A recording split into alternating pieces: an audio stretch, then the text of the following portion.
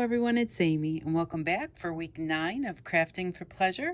So this week we are going to make a Mitt monster. And so what I picked up for this was a pom-pom maker from the Dollar Tree and a wash mitt from the Dollar Tree. So and we're actually going to make 2 projects out of this, not just one. So first things first, we are going to cut off the tag, and I also have a piece of felt. This is our pom-pom maker, some dark colored yarn and some white yarn, and a seam ripper. Now you don't have to have a seam ripper. If you don't have one, you can use little tiny snips of your scissor, but this is just a little easier, so if you have one, grab that out. And keep your eyes open for those at different your secondhand stores and that type of thing, because that's where I've got a bunch of mine. So the first thing I'm going to do is take this tag off, but I'm going to tell you, don't rip it off. Now I did rip it off of one, and it really snagged this cuff, and so you don't want to do that. So go ahead and, I guess you could do it from either side. Pull on this just a little bit to get it up and snip it off. So let's snip those plastic, because they don't break and they kind of pull through, and then they ruin this cuff, which you don't want to do that. So the next thing we're going to do is we're going to take the cuff off. And so in order to do that, you can see the little stitches there. And the thing that you need to do is you need to get one stitch, and then you are set. So if you don't have a seam ripper, you can always just find a stitch. And this one doesn't have a real sharp point on it. If you have a needle with a sharp point, use the other end and kind of try and get in there and get underneath that stitch. And some of them seem to be a bit looser, and some of them are also easier to see than others. So just get under that stitch. Okay, now see how I've got that stitch right there? So now that I've done that, I can use my scissors and give that a cut. So if you don't have a seam ripper, that's how you get it started. And then what you're going to do is we're just going to start pulling this apart. We're just going to separate the threads, and then as you see them here, and you can do it from either side. To me it just seemed, let me see here, see what it looks like from this side.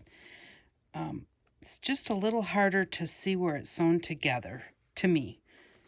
You can kind of see right there is where it's sewn. And so you just take that stitch and snip it, and just be careful when you're doing it. And if you have a sharp pair of scissors, you can just kind of pull up on them and just kind of, if they're sharp, it'll just kind of cut that thread. So, or you have your seam ripper, which you would have slid this underneath the first stitch, it would have cut, and then that's how you use a seam ripper, is it just goes under the threads, and then it will either pull them out if they're really close. If they're super close, it just pulls them out. As the thread gets longer and longer, after it's pulled it out a few times, then it cuts it. And the same thing works with your scissors. Sometimes you'll have to cut it. Sometimes as you put your scissors under there, it will just pull the thread out. And you pull it till it kind of feels tight, and then stop. Don't try and keep ripping it, because it doesn't take long to get it off. So, and then the hardest spot is where it all comes together here. And so you're just going to be really careful. And that wasn't bad at all. And we're almost back to the beginning. So see, this doesn't take long at all, so just be patient and take your time. And mostly because we don't really want to mess up this cuff portion. Oh, I thought that was the beginning right there, but we still got a ways to go. Okay. So then the other thing is, I was going to tell you how I figured this out. I had gone to the Dollar Tree because I was at the Salvation Army, and then I went to the Dollar Tree and my hands were really dirty. And it's cold outside, and I walk a couple of blocks from work to get to the Salvation Army and the Dollar Tree. They're right next to each other. I'd gone into the Dollar Tree, and my hands just felt really kind of yucky. So I washed them. But I had to get back to work. And it takes me about 5 minutes, and I only had like 7 minutes, and I had to pick something up. And so I washed my hands, and the blow dryer thing had cold air, and it was hardly coming out. So it wouldn't dry my hands. There were no paper towels. So when I walked out, I was walking down the aisle and I saw these mitts, and I thought, oh, they're fabric. My hands are clean. I just washed them with soap. I'm just going to dry my hands on there because I don't want to go out in the cold like it was snowing out. I don't want to go out there. My hands will freeze. So I wiped my hands on it, and then I went, this is really soft. This is really cute. I really like this. And so I picked one up. And then I went back and picked up 2 more because I was going to use them to show you guys how to make these. And then last week I took them all apart like this, all 3 of them. So that's why I had to wait an extra week I had to go back and get some more. So I picked up 2 more because I'm going to use them for the craft fair that I go to. So there we go. We now have 2 pieces. We have our little Mitt monster, and we have this cuff. And you're going to just take the little bits of thread off that we're sewing it together where they got cut. And it makes a really cute, look at the design on it. It's a really nice little, makes a nice little stretch bracelet. So, and you can make them smaller. You can leave them the size they are. And what I did with my first one, I'm going to put this aside for a second. So that's your second project right there, is that you can use them like they are, or you can decorate them up a little bit. So here's one, and this is my first one, and I put beads on it. And I just put some blue ones and some silver ones, and then I skipped a line in blue and silver. And so it's very few beads, and it just sparkles it up a little bit. And it's just really quite cute. I like cuff bracelets a lot. And like I said, they can be shortened. To shorten them, you would just, if they're too long, you would just sew again, just inside this line to make it a little bit shorter. But the one thing I did want to give you the hint of how to sew beads onto a stretchy elastic cuff bracelet, because there is a way to do it and a way not to. When you're sewing your beads, you don't want to sew them. You don't want to sew this bead and then this bead and then this bead. You do not want to go this way around the elastic. Elastic stretches. Thread does not. So if you were to sew all this whole top row together with thread, when you went to put your cuff bracelet on, it wouldn't move. The thread would all be holding together, and if it did move, snap. You would snap that thread in the back. So when you sew beads on elastic, you need to sew them with the, how would you say that? The opposite of the way it stretches. So if it's stretching by pulling it this way, then you can't sew it that way. You have to sew it this way because it doesn't stretch that way. So that's totally fine. It's not going to snap your thread. So when I did these, I sewed 3 here and then knotted it, and then I sewed these 3. Now I did get to the point at the end, and I think it was even another one, because I did not want anything where it would snap my thread. But I did wind up sewing down here, knotting it, and then just going over to here and going up to here and knotting it. I did not go any further than that, just one set of 2. You know, I didn't go like this and then like this, because if you put that solid thread, you're just going to have a problem and really have a chance that when you stretch it like this, because your thread would be going that way, it's going to snap, and you don't want that to happen and have all your beads fall off. So just remember that you go the opposite way. If it stretches this way, then you sew this way, and you'll be just fine. So, and you could make them as fancy as you want. I also like to take 4 or 5 beads on a thread, and go through, and then you've got the 4 or 5 beads with a bigger one on the bottom, then come back up through your beads and knot it off here and have 3 or 4 dangles to the part that hangs over your hand would have some dangles on it. I like to do it that way too. So that's one project, which you can wear it like this and it's done, or you can decorate it however you'd like to. And then the next one is going to be our Mitt monster. Now to make our Mitt monster, he needs eyes. That's where this comes in. So I figured out how to get it so that he has like an eyeball. And is the black part the iris? You know stuff throughout your lifetime, and the older you get, the more you forget. So I'm just going to make a center black circle in a white puff so that I have an eyeball. I am going to just wrap this dark color around this center circle, or this center little half part here.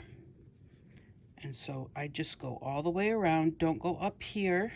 And actually, I'm not sure how you are supposed to make these. You may be supposed to only make them by just putting your thread here.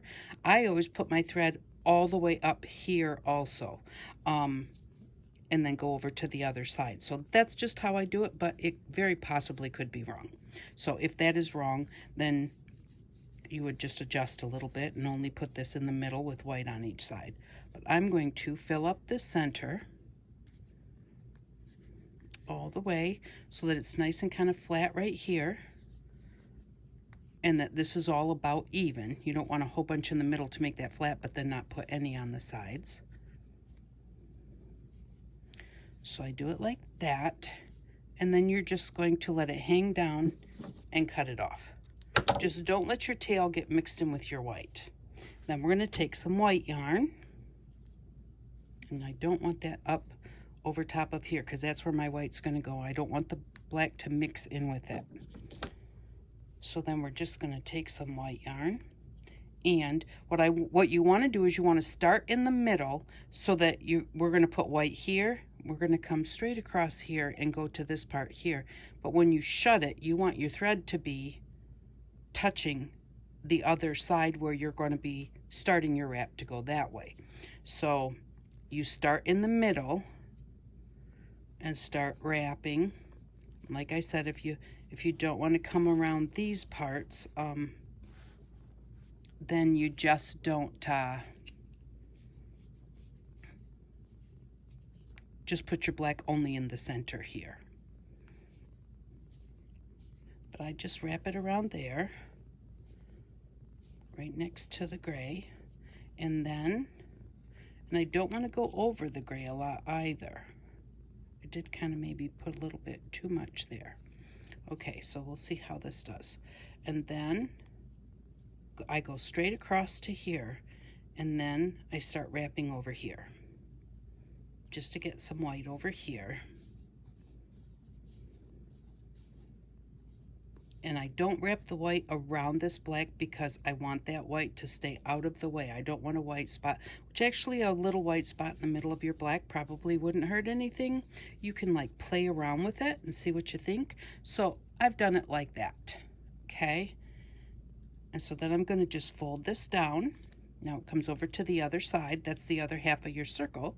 So now, because we started at the middle, we wound up at the edge. So now that puts us right where we need to be here, and I'm just going to wrap from here. And they move and stuff. It doesn't matter. Once you get it wrapped better, they come back together. So it doesn't necessarily want to stay up on the edge when you're first starting to wrap until you really get it the middle filled in. So it's okay if you just go back and forth a few times. Since we don't have the black over here, it doesn't make any difference. But you just want to fill this whole thing till it's nice and basically even here, flat.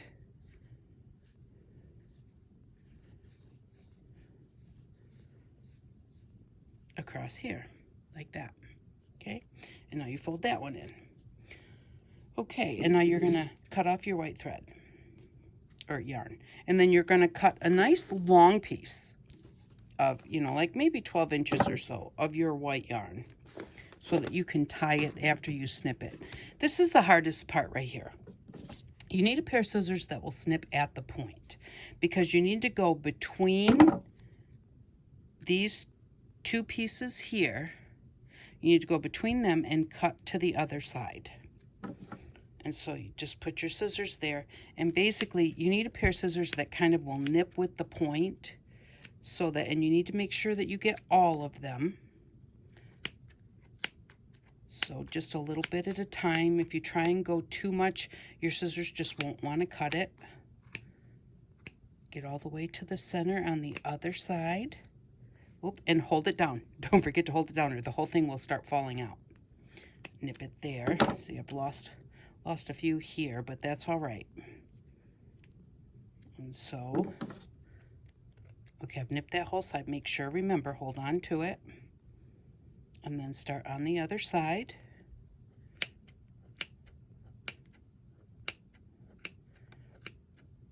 And this grayish color thread that I have is, it's more thready than it is yarny, so it's a little thicker. So it takes a little bit more to cut it.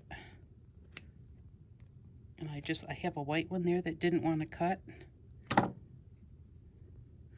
Almost have it. I'll come in from the other way. Sometimes you have to do that.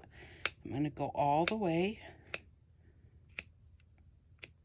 just like that. Make sure that you get them all, and hold it together or it will fall apart. I'll go over this way and get that one. There. Now we're going to take our yarn and go through. You have the two pieces here. You're going to go around there, and then I just overlap it at the back. Just go past each other, pull it tight. I didn't knot it or anything, and come back to the front. Now pull it tight, pull each one tight, and then I'm going to knot it. And to knot it, to make the knot kind of stay so it doesn't start to slip before you put the second one in, if you wrap your yarn around once, like you're going to knot it, but then do it one more time, that will help when it gets down there. It will help hold it right there. Be careful not to break your yarn, or you just start over if you do. Okay, now I'm going to go, here we go, we've got a bit of a knot there. I'm going to go back around to the back side. I'm going to call the black part the front side. So I'm going to go back around to here. And I have really stretched this yarn a lot, so this time is when I'm going to have to be really careful not to pull it too tight. And now I'm going to be in the back. I'm going to knot it. I'm going to tie it once and tie it twice. And there we go. Now we are not going to cut this off because we need to use this later. So we're going to leave that there. And then you open up the part that you folded in, come to the other side and open up the part that you folded in. And then you're just going to grab the middle and you're going to pull it apart. Now, these have fallen apart on me. It's okay, you just put them back together, but you pull them apart because there's this little rod in the middle, and that is what holds them. Now, before we go any further with that, I do want to show you this because I did it wrong once and I got my whole thing wrapped and figured out I did it wrong. These can be put on. So this is how they're supposed to look. They both curve the same way, but you've got the flat part on this one and the indented part on this one on each side. When I put them together the last time, and so then when they close, this one closes this way. What am I doing here? What did I just do? Did I put that back on there? This seems a little bit odd. Okay, so this one's going to fold in like this. Yeah, I did that wrong. So somehow I must have pulled that apart and put it back on. Okay, so if these fall off, when they fall off, you need to make sure that you have one facing That's why. That's because the dents are both on the same side. You want the nice smooth part on the inside. So you want that on the inside. Look at it before you start with it. They're right when they come out of the package. So you want the smooth part to the inside because that's what you're going to cut against, okay? So, but one goes this way and one goes this way. So when they fold down, this one folds like that and that one folds like that. And so make sure that both of them, that you have them like that. So this one is going to be with the smooth part towards the middle, which means that that's going to be like this and like that. And then when they fit on there, there's a little hole there that you just push it back together. This is made to come apart. You have to pull it apart to get your pom-pom out. But if these fall off, you want to make sure that you've got them one facing one way, one facing the other, and the smoothest part towards the middle so that you can cut against it. And then those fold like that and those fold like that. So the way I showed you right at the very start, that's what I did the first time. I put them both the same way, and when I got it all wrapped, I went to shut it, one shut, and then the other one wanted to shut the same way, and it doesn't work. So, all right, now we've got our eyeball here, and so we're just going to kind of look at any like really big spots, like really long yarns, and just cut those off a bit. Okay, and then what I do is I just kind of like shake it all together. Just kind of roll it around on my hand just to kind of poof it back out. And then go through and trim the parts. And because he's a monster, it doesn't have to be perfectly round. It's okay for them, you know, to be a little bit fuzzy. But you do want them to be round enough to look like it's his eyeball and not too fuzzy. So we're just going to go like that. And so there is our monster's eyeball.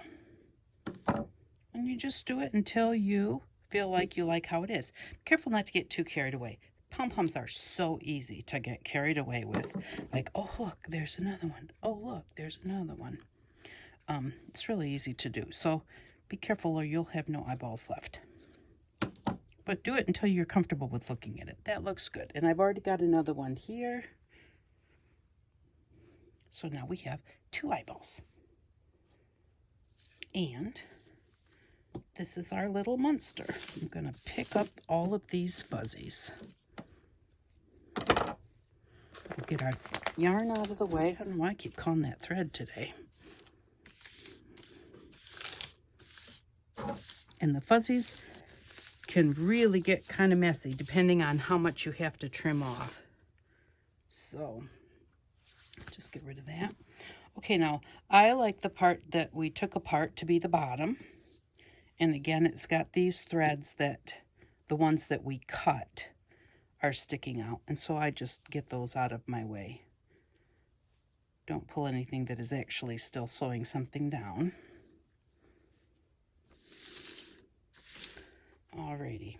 And now, this is what my scrap monster looks like that's already done. And he's here. And I just think he's so cute. I gave him a little heart for a mouth. And I kind of think that he kind of sits like this. So, or like this when you're looking at him. But he could be like this, and this could be his front. And you could give him a face here. So you could make it look like an owl. If you kind of pulled the center down a little bit, you could make this look like an owl. So there's all sorts of things you could do. I even thought you could, because this little guy, to me, he sits like this. This is how he belongs. He could have a little tuft of hair there. He could have a tail. So you can just adjust them any way that you want to. And but I just think he's cute. And just super, super soft. Oh, the other thing we need is stuffing. So, but there are other, you know, you can use scraps of fabric. You can use anything that you have to stuff with. And I have beanie balls, bean bag stuffing. Like I had told you about those little styrofoam balls last week on those picks. Well, I had bought my husband a long time ago the stuffing for a bean bag, and because he wanted to use it for like a hunting sack, and then he never used it. So I have a huge bag of these little styrofoam balls. But first things first, we're not going to sew the bottom yet. We're going to put the eyes on, and we're going to put them where we want them. You know, do we want them here? And then we're going to pull this down and make it kind of look like the tuft of an owl. I'm going to make this one the same as the other one. So I'm going to say that I want it, you know, right in this area. And what I have is I just have a needle with an eye that's big enough to put the yarn through. I don't use both. I use one and go through, and then I come back up and put the other one through, and then I tie a knot. So I'm just going to try and thread this. You could even just do one eye right in the middle, and it would be a one-eyed monster. And that one I think I would need to have a nose and a mouth and stuff to really make it look like it's one eye. But okay, so, and the nice thing is you've got these little like lines here or whatever. So you can say, okay, starting from the top, I'm going to come down 1, 2, 3, 4, 5, 6. I'm going to come down 6 rows.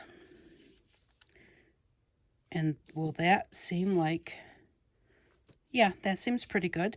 And then coming in, maybe over just a little bit. So I'm going to come in 1, 2, 3, 4, 5 rows. So 6 down, 5 across, and because you won't see it, I'll put a dot right there. Then I'm going to come over here, 1, 2, 3, 4, 5 across, and I'm actually going to go 6 across on this one because this one is kind of wrapped around, and then 6 down, 1, 2, 3, 4, 5, 6. So right there. And now I know exactly where I need to thread it through. So we're just going to take one piece of yarn and stick it through there. Just like that. Pull your needle right off the yarn. Take the other one and thread it onto your needle. And then we're going to go next to the thread that we had, not in the same hole. We're going to like maybe go about 1/4 of an inch away from that. And go through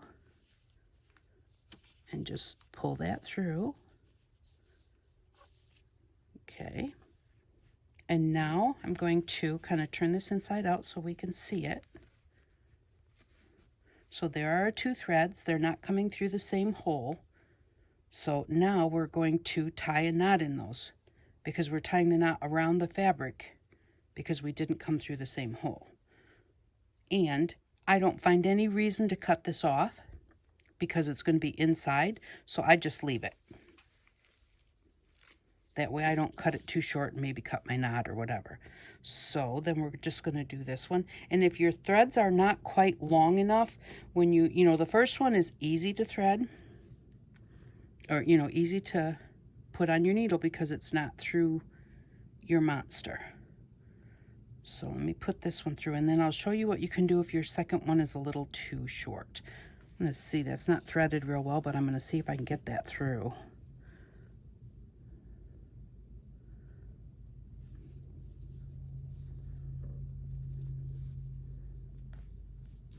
Yeah.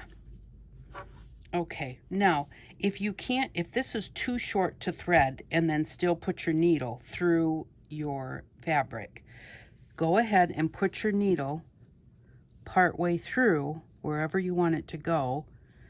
And then, so instead of it being way out here where your thread has to reach it and then your needle still has to go in, if your thread's really short, put that in until your thread will reach the hole, the eye, and then go ahead and thread it through the eye.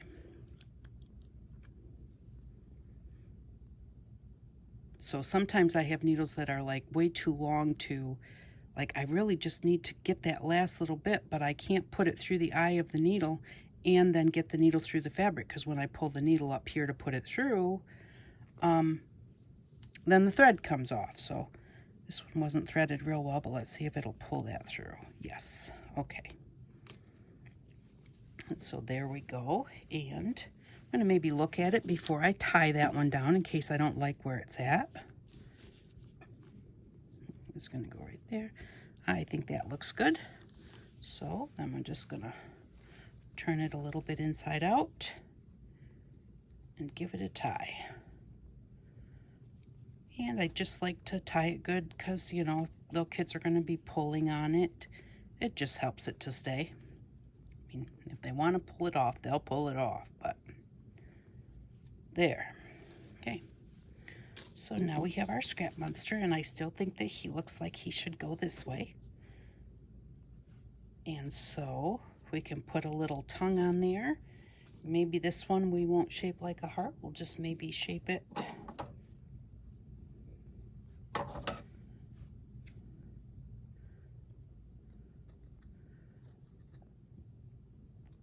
like this.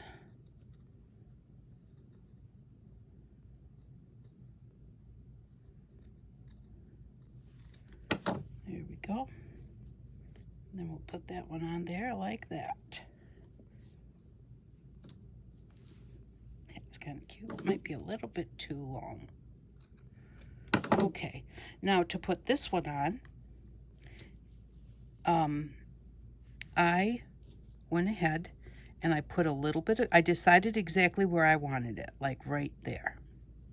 Okay, and then I went ahead and I put a little bit of glue on these little parts here, but I'm not going to do, I'll do that in a minute because I want to do that after I've turned it inside out and right side out. So to start with, we need to sew this bottom part together.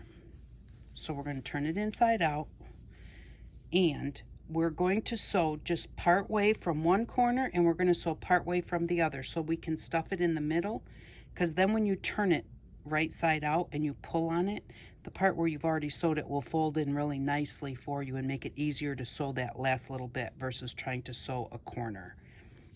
So we're going to, I already have a needle and thread here. I like to double my threads. I've done that ever since I was little. It does a few things. It makes your yarn stronger, and you do want to keep your little bits folded down in as best as you can. Start right at the edge. But if you do like two, and I'm just going to do I think this is called a whip stitch. So a running stitch, you just go back and forth and back and forth. I like the whip stitch because it kind of like it goes over the top and catches both sides. So, but don't pull it tight. If you want it, I wanted mine to be straight across like the front. If you want it, you can pull it tight and make it a skinny bottom. You can do it however you want to. So, oh, and I like the two threads because they're strong. And when I was younger, the biggest thing was they didn't come off my needle. I'm going to kind of just catch this thread to get it over here. That's like a blanket stitch, I believe. I'm not really doing it because it's a blanket stitch, but it just keeps it. I know it's going to come over here where I want it to come and not pull so tightly there.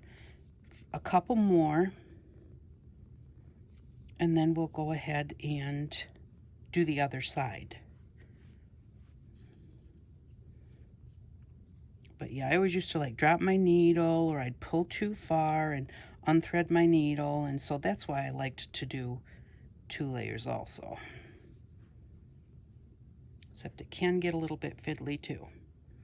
All right, I'm going to say that's far enough because remember, you've got to turn it back right side out, and you've got those big eyeballs in there. So that's the biggest thing about being careful not to sew too far. Come through. Put your thread through the loop to make a knot and give it a cut, and it doesn't need to be super short because it's going to be on the inside. I always worry something might fall apart, so I try to not cut my thread too short. Okay, so we're going to stuff those down in there and start from the other edge and do the same thing.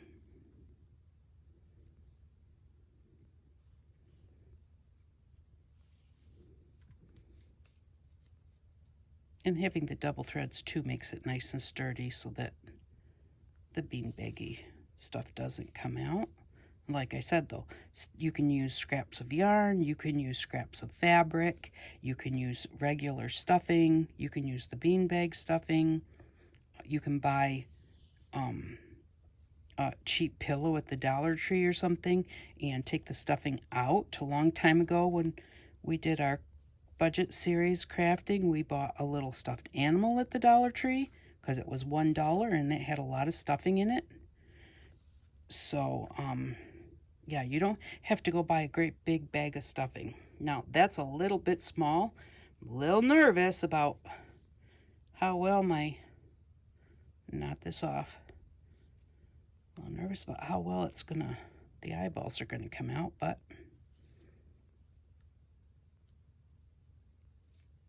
if we're patient, we'll get them out without ruining them, I think.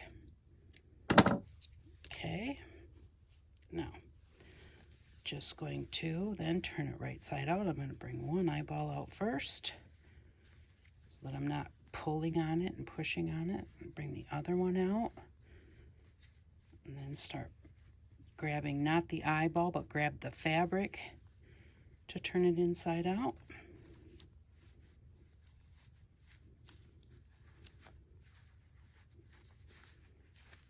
And there we go.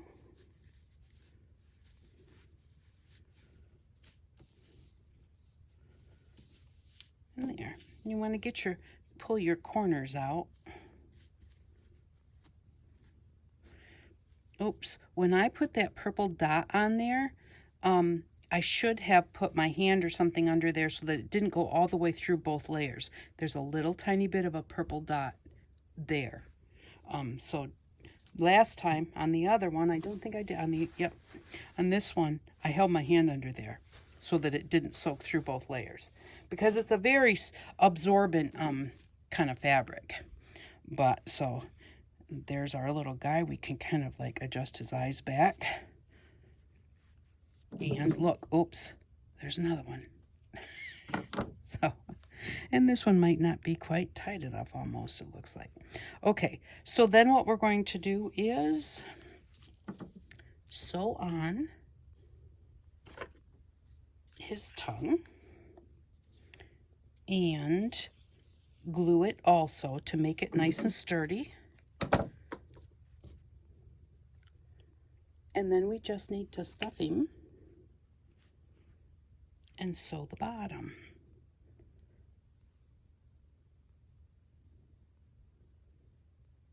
There was a piece of thread stuck in my eye there, just a little tiny one.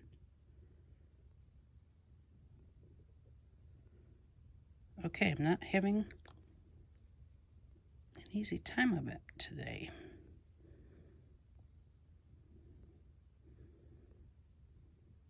Seriously. It's a good thing that I had the other one threaded already. It's not a tiny eye either. That red thread just does not want to thread. Okay, I've heard somebody say, if you can't thread one end, try to thread the other. They said there really is a right and wrong end. I don't know if that's true or not. But that one threaded really easy.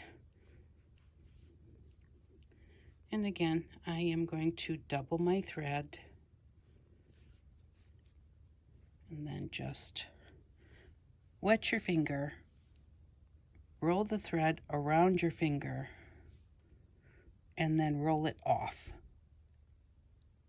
And then pull it like that. That gives you a really nice knot. That's another reason I always liked double thickness of thread, because it makes a bigger knot. I do want to put this all the way down here to come out the first time because I don't want that knot on the outside. So I am going to, no, I'm not going to. Where do I want my tongue?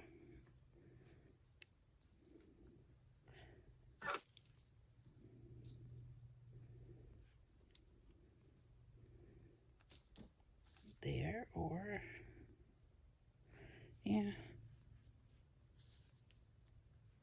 And, you know, the lines really on these little things do make it nice. I think I like it down one further. Okay, so I'm going to sew it here. And, you know, take your time.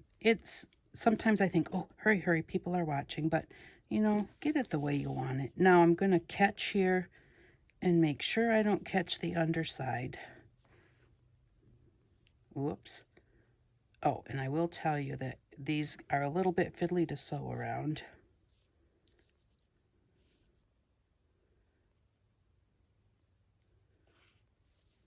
Because your thread wants to wrap around every single one of them. So, but then we're just going to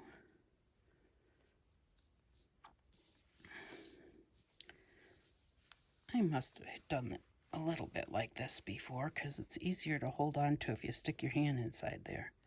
All right, so I'm going to sew that right there. And with my hand inside, I know I'm not catching the other half of my fabric.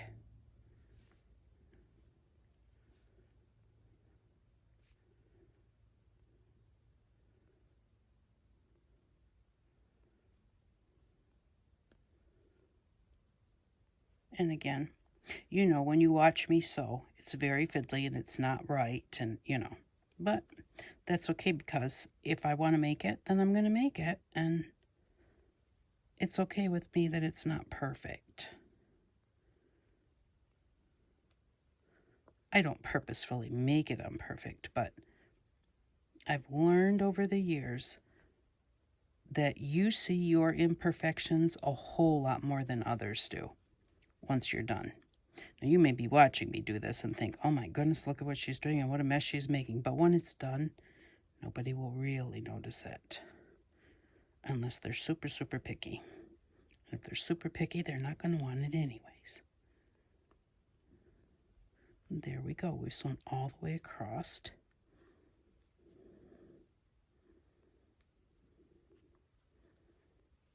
And just going to go through like that.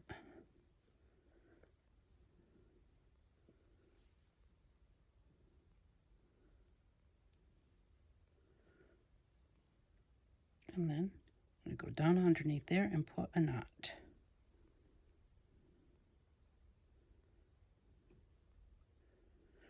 And then I'm going to go through the back a couple of times like that,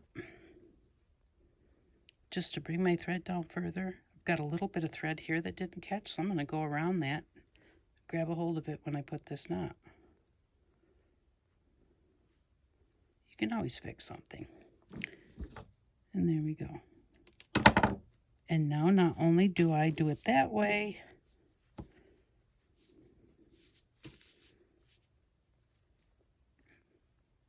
I am going to put some glue underneath and glue that down. I'm just going to put glue on like these three right here and then just glue it down like that. And then I might even glue down a couple of these, but I don't think so. Actually, I think I kind of just like them there, just hanging out like that. So there we go. Now we're just going to quickly stuff him. Oh, I say quickly. We'll see about that. But we're just going to put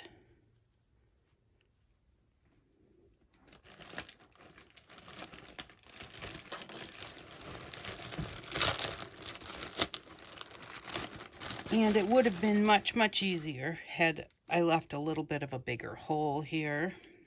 So that's all stuff that, you know, you learn as you go. Part of the reason I kind of like to do assembly line because I learn something, and then by the next time I do it, if I don't do them all at once, I forget what I already learned. But just stuff it with however much stuffing you want. And this is just not working. and whatever type of stuffing you want, and then you're just going to sew the bottom shut.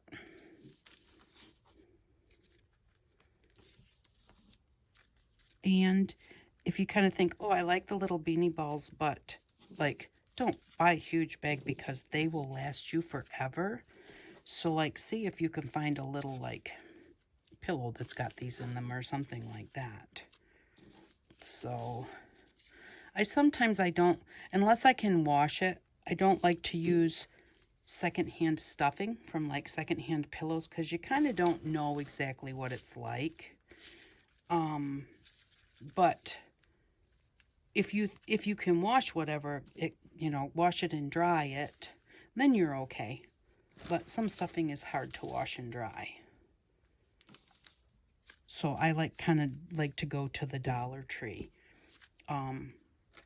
Or even to Walmart, like at their clearance section or something, and they have some really ugly pillows or something that nobody wants, and you can get them and take them apart.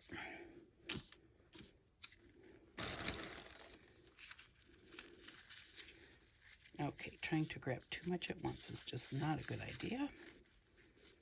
But you get the gist of it. I'm not going to finish stuffing him because it's going to take forever. But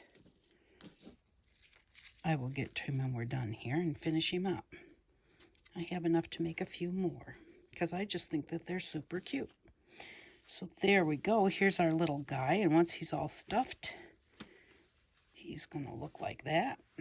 And he's got a little friend here. So and see, like I put about that much stuffing in him because I still wanted him to be very floppy.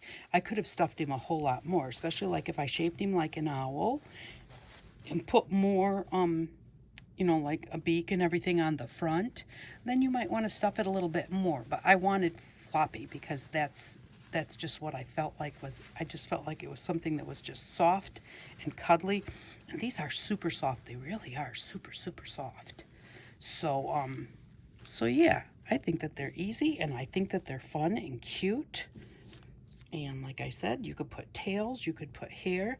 And when I was talking about when you sew from each side, see how instead of this just standing up straight and having to fold it in and hold it, because you've sewn it, when you pull on that, when you go to like put it together, that piece right there just folded right in.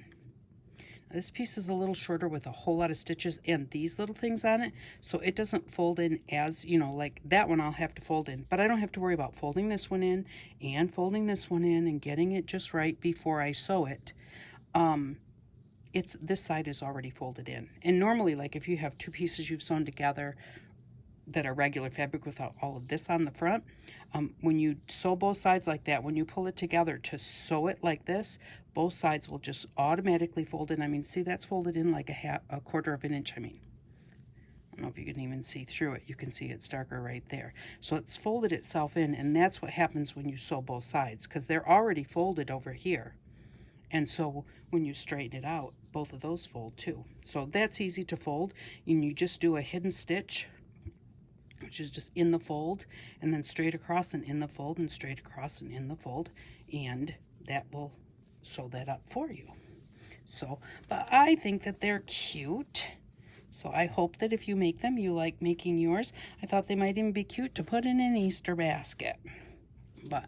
So thank you very much for stopping by. I really do appreciate each and every one of you, and I hope that you all have an outstanding day. Bye-bye.